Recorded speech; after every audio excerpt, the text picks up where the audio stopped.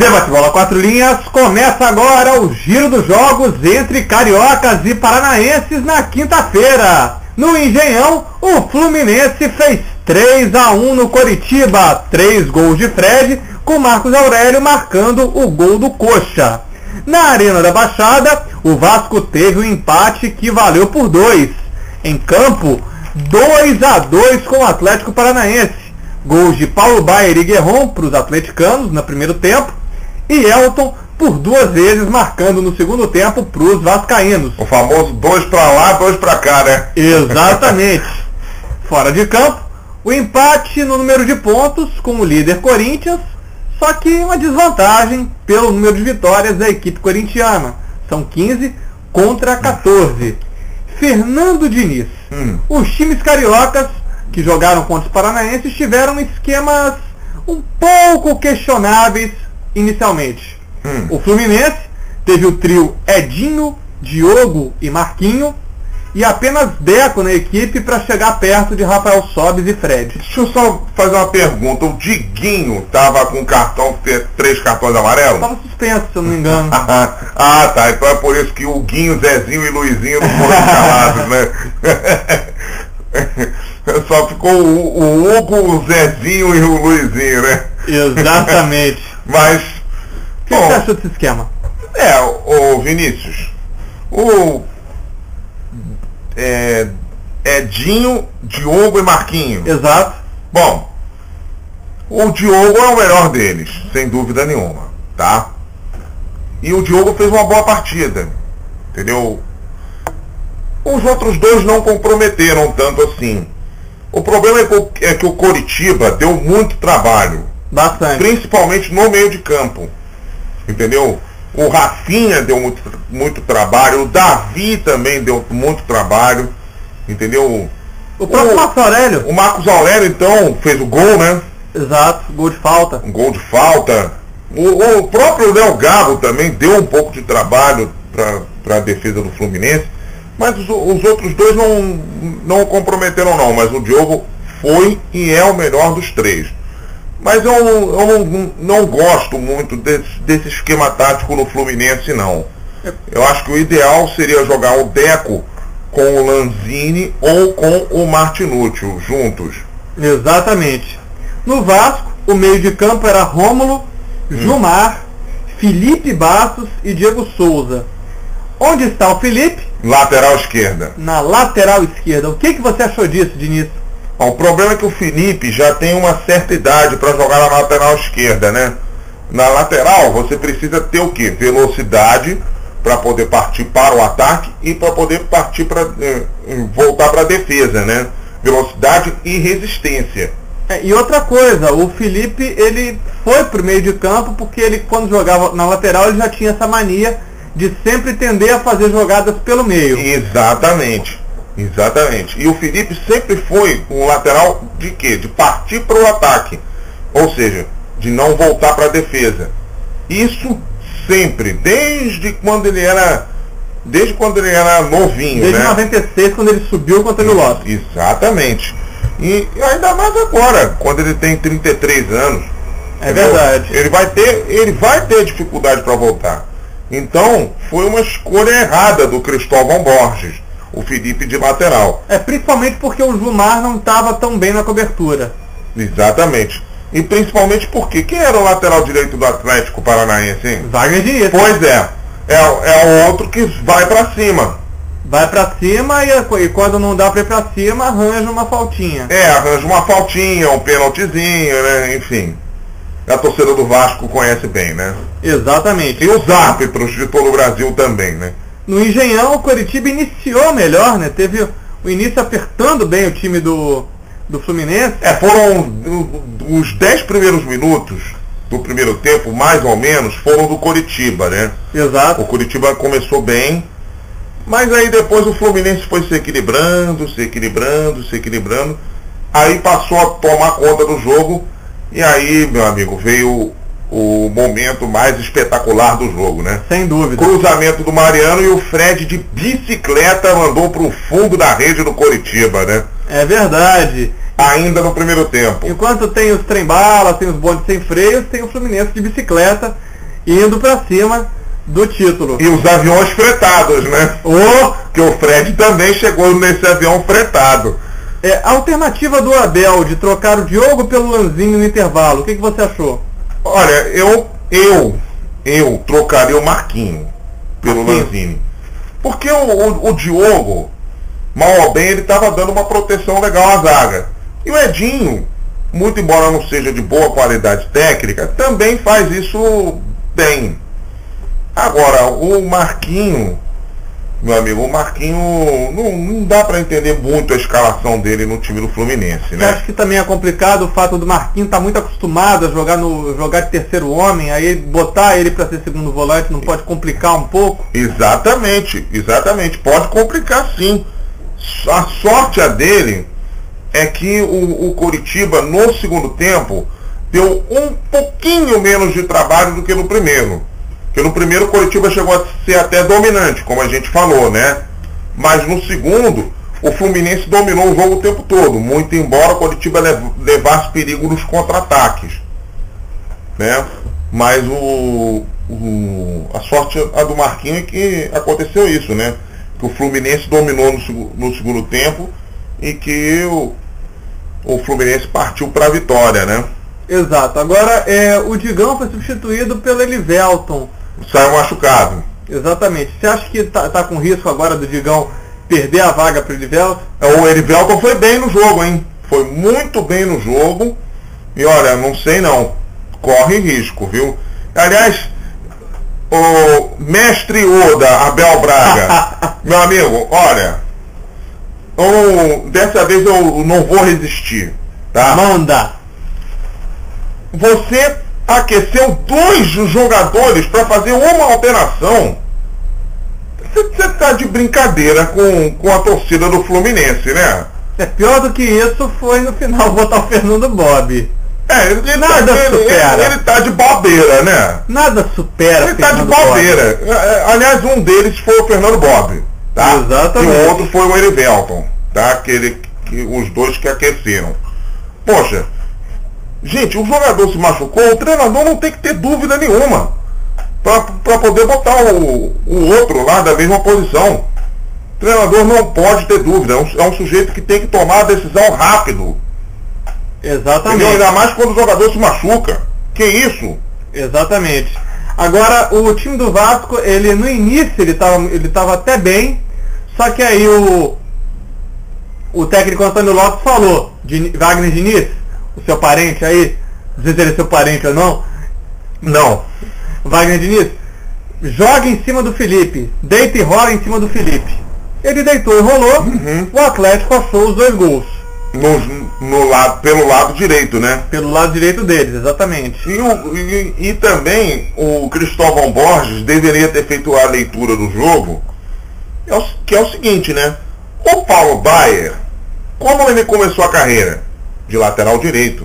Exato, passou inclusive pelo Botafogo e pelo Vasco. Então, pelo Criciúma também, como lateral direito. Criciúma ele se destacou. Então, como lateral direito, certo? Exatamente. Então, ele deveria ter feito a seguinte leitura. O Wagner Diniz é um lateral que apoia muito, né? O Paulo Baier é um meia que tem a tendência de jogar pela direita. Então, ele deveria ter feito a seguinte leitura.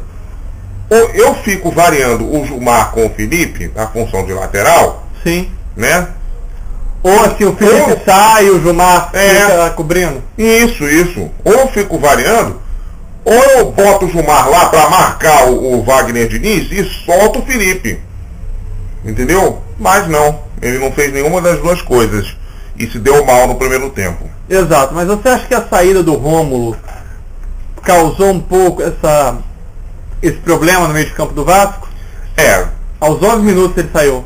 E aí entrou o Alan, né? Isso. Causou uma certa tensão, né? Digamos assim, no meio de campo, né? Principalmente porque na teoria os titulares são o Rômulo e o Eduardo Costa, que também está machucado. Exatamente. Aí entra em campo o desentrosamento, né? Do Alan com quem estava? Gilmar. Com o Gilmar. Pois é. E o Gilmar ainda foi entre aspas, deslocado para a lateral esquerda, né? É forçado a jogar de vez em quando. Então, entre aspas, deslocado, né? Então, quer dizer, complicou um pouco mais, né? Além do desentrosamento, o Gilmar sendo obrigado a jogar de lateral, né? Exato. Agora, também houve aquela velha e boa mudança, a velha e boa dúvida do Vasco. Alexandro sai, Elton entra. Só que tem que... Não é a roda viva, que é a mudança no ataque do Flamengo, né? Exato. Jael pelo David, David pelo Jael, enfim. Jael, David, David, Jael. Não é assim, né? O Elton fez uma boa sequência de jogos pelo Vasco, assim como o Alexandro também. Exato, e o Elton foi e fez 2 gols. E aí o Elton já chega a 9 gols, né? Ou 11. Realmente, assim, o Elton já está subindo, acho que ele inclusive é o artilheiro do Vasco no campeonato. Chega a 9 gols. Exatamente, 9 gols. É o artilheiro junto com o Diego Souza. Sim. Então quer dizer, o desempenho do Elton é infinitamente superior em termos de gols ao do Alexandro. O Alexandro só fez 2 gols no campeonato. Em um único jogo. Que foi contra o próprio Atlético Paranaense. No jogo da ida. Exato, jogo em São Januário. E o curioso, né, é o seguinte, 2 gols do Alexandro e 2 gols do Elton contra o Atlético Paranaense. É verdade. No jogo da ida e no jogo da volta, né? Curioso isso. O Fred, ele não sentiu o voo micado da seleção brasileira, o voo jatinho que era para chegar, mas demorou para chegar. Porque não teve autorização para passar pela Colômbia. Agora o Dedé, ele fez uma partida bem abaixo do esperado. Por que essa diferença? Porque depende de como o atleta reage à viagem, né? Porque tem atletas que já estão mais acostumados a viajar, entendeu? E que não sentem tanto o avião, né? Como eles dizem, né? Exatamente. O Fred, por exemplo, ele jogou na França, né? Jogou uma Copa do Mundo, então ele já está acostumado a viajar, né? O Dedé está até acostumado a viajar, mas distâncias mais curtas. Sim. Né? Então o Dedé deve ter... No máximo ele foi para a Alemanha, no Brasil-Alemanha. Ele era tem isso também. Tem isso também, mas o Dedé pode ter sentido os efeitos da viagem. E eu também não sei se o jogo contra o México foi na altitude, né? Eu acho que não. Foi em Torreón. Torreón não sei se é nível do mar também não. Não tô me lembrando agora não. Porque o México corre o risco de ser altitude também, né? Os jogos. Como diz até o maestro Eduardo Lages, tem gente que fica com o nariz sangrando por conta da altitude. É verdade. Agora, eu também acho que é o seguinte, o Fred, ele é centroavante. Por mais que ele tenha a função dele também seja muito difícil, não é tanto de ir pelos lados. Não é de ficar correndo direto, de ficar buscando direto o jogo, quanto o Dedé. O Dedé, ele veio como salvador da pátria no Vasco, Messias do Vasco. O Dedé veio para consertar a zaga do Vasco, que tomou 3 gols no jogo contra o Internacional. Exatamente. E você veja que contra o Atlético Paranaense, mesmo com o Dedé em campo, porque o Dedé sentiu os efeitos, né, da viagem, você veja que o Vasco tomou 2 gols e poderia até ter tomado mais, né? Sim, no primeiro tempo. No segundo tempo, o Atlético Paranaense recuou. Recuou demais, né? E aí foi castigado. Aí eu acho até, ô Vinícius, que é efeito da situação do Atlético Paranaense no campeonato. Sim. Eu já vi várias vezes times lutando para não cair, que recuam demais depois que obtêm o resultado que precisam.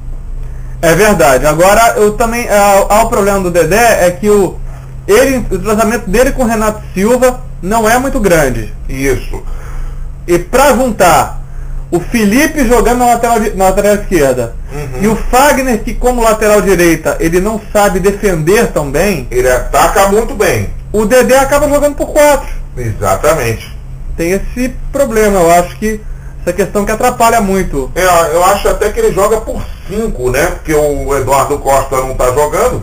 Exatamente. Então aí você tem o substituto do Eduardo Costa, que é o reserva, né? Isso. Que é o Gilmar, que muitas vezes tem jogado improvisado na lateral esquerda. Exatamente, mas que não tem exatamente o mesmo entrosamento, né, com a zaga que tem o Eduardo Costa. Exato. Do lado do Coritiba, do jogo com o Fluminense, o técnico falou que foi uma boa partida. O time do Coritiba fez uma boa partida. Concordo com ele. Fez uma boa partida, sim. Foi uma vitória difícil essa do Fluminense. Apesar do placar um pouco elástico. Exatamente. Apesar do 3-1, foi uma vitória difícil do Fluminense. E o placar poderia ter sido até mais elástico se o Fred não tivesse desperdiçado um pênalti no primeiro tempo. Exato. No segundo tempo. No segundo tempo, perdão. 2 minutos do segundo tempo. Perdão. Exatamente. O Fred fez de tudo no jogo, né? Fez 3 gols, gol de bicicleta, inclusive, e perdeu o pênalti. Foi herói, foi vilão, voltou a ser herói de novo, né? O que você achou do lance do pênalti? Houve, de fato, o pênalti? Pra mim houve. O Fred foi agarrado dentro da área. Pra mim houve empurrão. Teve algumas pessoas que disseram que o pênalti ele cavou um pouco. Não, o Fred foi agarrado. Pra mim foi pênalti. Pra mim foi pênalti claro também. Agora, ele lamentou, o treinador do Coritiba, o Marcelo Oliveira. Ele é um treinador, por sinal. Ele está fazendo uma campanha ótima pelo time do Curitibano, né? Exatamente. E isso não é só no Campeonato Brasileiro, não. É o ano todo. Exatamente. Não é à toa, ele está comprovando que o Campeonato Paranaense pode não ser um grande parâmetro, mas que o time não é esse time tão fraco de se bater. Vide os exemplos dos jogos dos times cariocas. O Flamengo ainda não jogou contra o Coritiba lá no Couto Pereira, mas o Fluminense penou também jogando lá. Exatamente. O Flamengo penou muito jogando aqui, né? Fez 1-0 só com o Israel no finalzinho. O Fluminense penando, o Vasco levou uma surra de 5-1. E o Botafogo levou outra de 5-0. Botafogo levou uma de 5-0. Exatamente. E aí, agora em compensação, aqui no Rio o Coritiba não venceu. Exatamente. O Coritiba não venceu. Perdeu para o Flamengo por 1-0, perdeu para o Vasco, se não me engano, foi 2-0. Também um jogo difícil. Perdeu para o Fluminense e perdeu para o Botafogo. Ou seja, seria um dos últimos colocados, né, no Campeonato Carioca. Exatamente. Porque tem o Cruzeiro e tem o São Paulo também, né? Só para ser mais exato, o jogo entre Botafogo e Coritiba ficou 3-1 para o time do Botafogo. Mas o time não conseguiu ganhar de ninguém aqui no Rio de Janeiro. Seria um dos últimos colocados, né? Exatamente. Agora, do lado do Atlético Paranaense, no jogo com o Vasco, o Paulo Baier fez uma crítica assintosa ao treinador Antônio Lopes. No final do jogo, tem um monte de juvenil, bota um monte de juvenil para jogar, enquanto tem um monte de jogador experiente no banco de reservas. Dentre eles tinha o Kleber Santana. Bom, o que você achou? Bom, você tem uma experiência como a de um Kleber Santana, é melhor deixar ele no banco. É mesmo, né? É melhor deixar ele no banco. Lógico. Eu não vejo essa qualidade toda no Kleber Santana, não. Mas pro Atlético Paranaense atual, você acha que ele é um diferencial? Não acho não. Eu acho bom o Antônio Lopes usar alguns juvenis, sim. Alguns, não muitos, né? No próprio Vasco ele tem alguns exemplos de momentos que ele aproveitou os juvenis do Vasco, né? E elevou o time. Sim. O mais histórico é no estadual de 82, que ele sacou 5 titulares para final. Exatamente, que até o Vasco ganhou do Flamengo por 1-0, gol do Barquinho de cabeça, né? Exatamente, dentre eles o goleiro experiente Mazzaropi, que foi trocado pelo Acácio, que se tornaria um grande goleiro fundamental na história do Vasco. Exatamente. Mas aí eu não concordo tanto assim com o Paulo Baier, não. Alguns jogadores, vem cá, o Branquinho estava no banco? Se eu não me engano, sim. Pois é, aí realmente ele não pode deixar o Branquinho no banco, não. O problema é esse, o problema é que ele tá levando, e o Antônio Lopes tem feito trabalhos muito ruins ultimamente, tem sido muito criticado pelos jogadores do clube. O último grande trabalho do Antônio Lopes, se não me engano, foi o Corinthians campeão de 2005. Exatamente. Mesmo assim, não foi um time que ele montou, foi um time herdado, né? Exatamente. O Fluminense vai ao estádio do Canindé enfrentar o Palmeiras e o Abel já falou: vou botar o time no ataque porque eu quero os 3 pontos. Ele tem toda a razão. Eu acho que o Fluminense tem que ir lá para ganhar os 3 pontos e tem todas as condições para isso. Principalmente porque critério de desempate é o número de vitórias. Exatamente. Não, eu acho que o Fluminense tem tudo para ganhar os 3 pontos lá. Entendeu? Porque o Palmeiras, ele tem um time que não é muito forte, tecnicamente falando, né? Ao lado do Corinthians, o Fluminense é o que mais ganhou. Exatamente. E o Fluminense não. O Fluminense é um time que está subindo, tecnicamente falando, assim, exibindo um futebol bem melhor, entendeu? E o Fluminense tem alguns jogadores de boa qualidade técnica. Quem jogou muito ontem foi o Mariano, hein? Exatamente, o Mariano jogou muito bem. O Lanzini entrou bem. O Lanzini também. O Deco também jogou muito bem também. O Deco está encontrando o seu ritmo. Exatamente. E tem o Fred, né? O Fred é o Fred, né? Fred, você acha que inclusive ele pode ser sempre o titular mesmo? Olha, o Fred pode.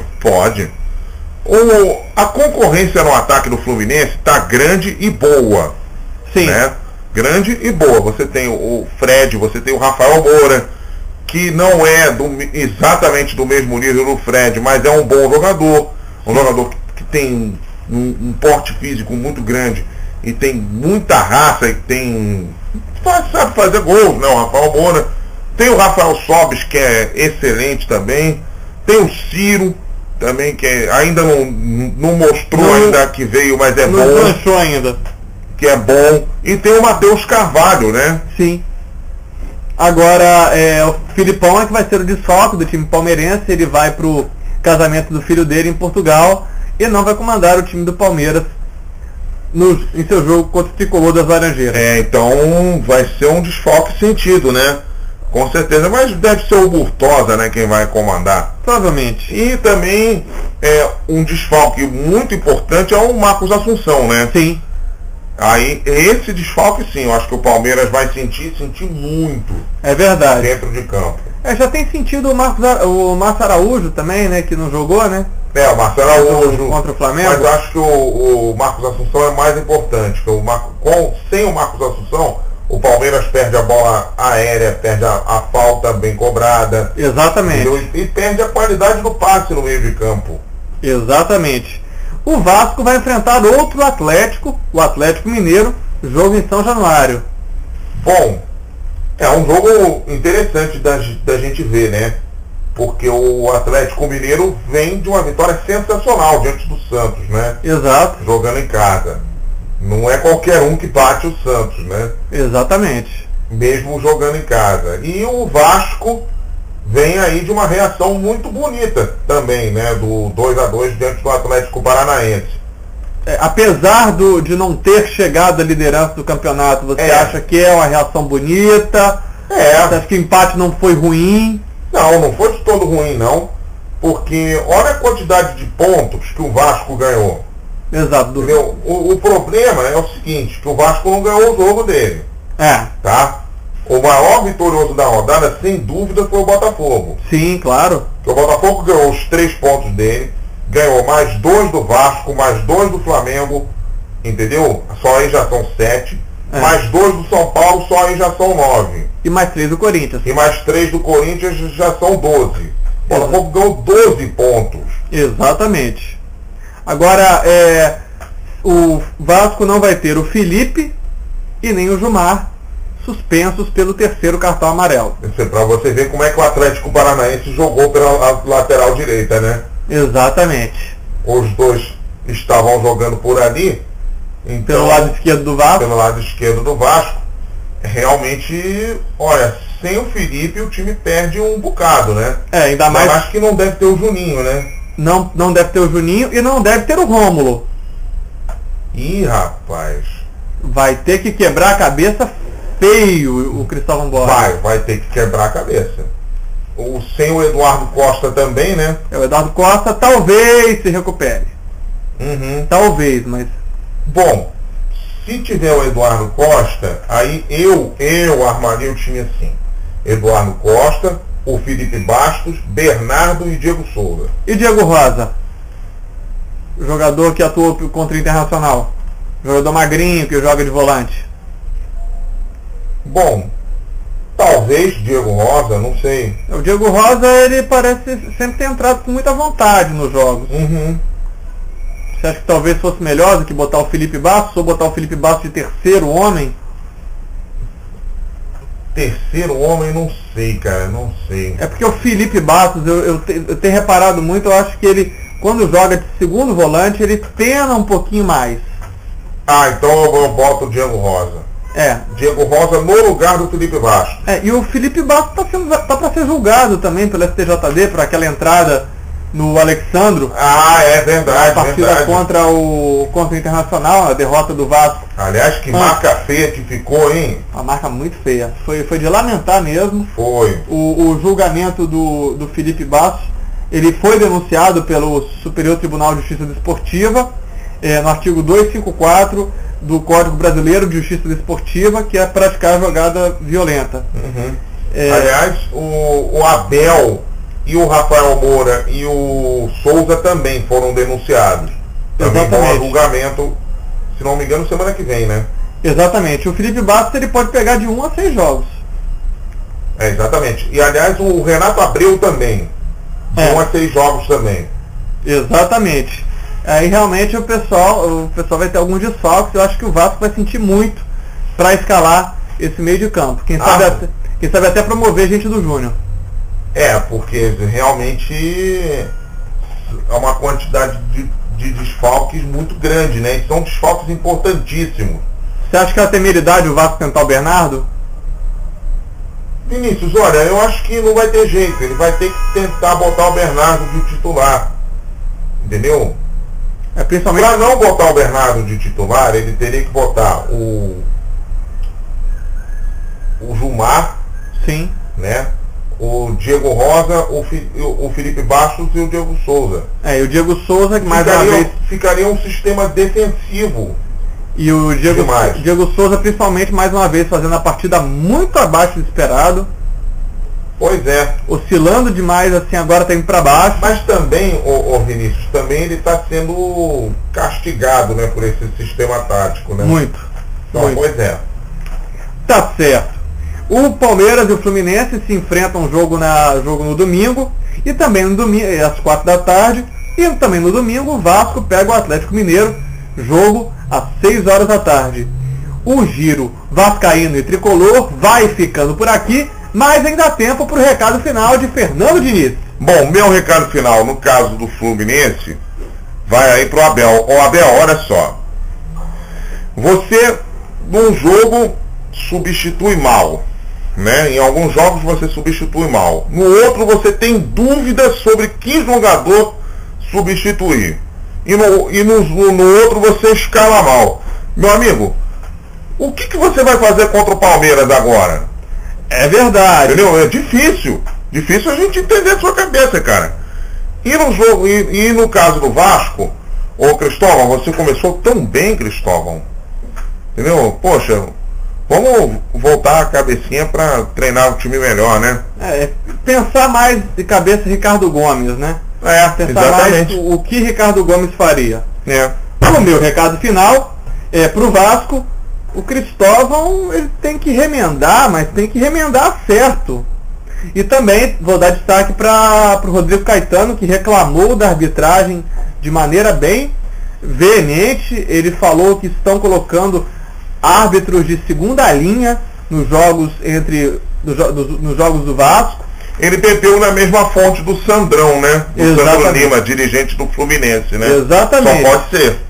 Exatamente. Ele reclamou do pênalti que aconteceu de fato sobre o Diego Rosa no jogo entre Internacional e Vasco.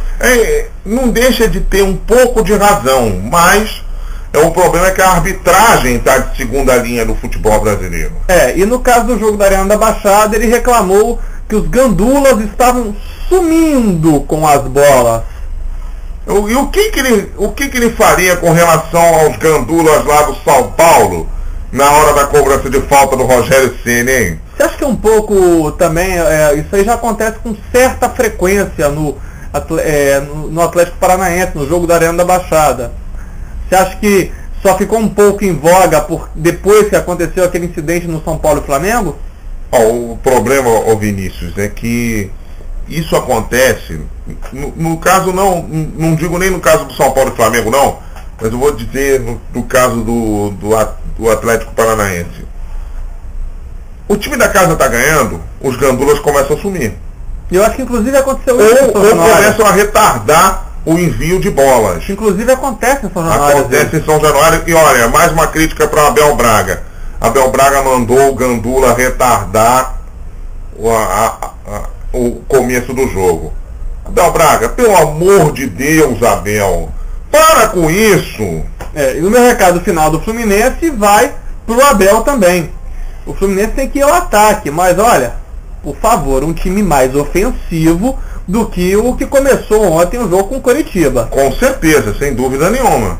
Botar Lanzinho no banco de reservas, você tendo Marquinhos em campo, é temeridade. Não dá. É temeridade. Acesse o blog 4 Linhas via YouTube, youtube.com/blog 4 Linhas, o 4 em numeral, youtube.com/blog 4 Linhas. Ou acesse pelo nosso blog os outros blocos do Debate-Bola 4 Linhas desta sexta-feira. A gente tem um giro pelo jogo do Botafogo e do Flamengo. O Botafogo venceu por 2-0 o Corinthians, o Flamengo empatou com o Palmeiras em 1-1. E também temos um bloco só para giro geral de tudo que aconteceu no Brasil e no mundo do futebol. Rádio4linhas.blogspot.com. Dessa vez, não se confunda, o 4 é por extenso. Rádio4linhas.blogspot.com. 4 Linhas, a comunicação está no ar.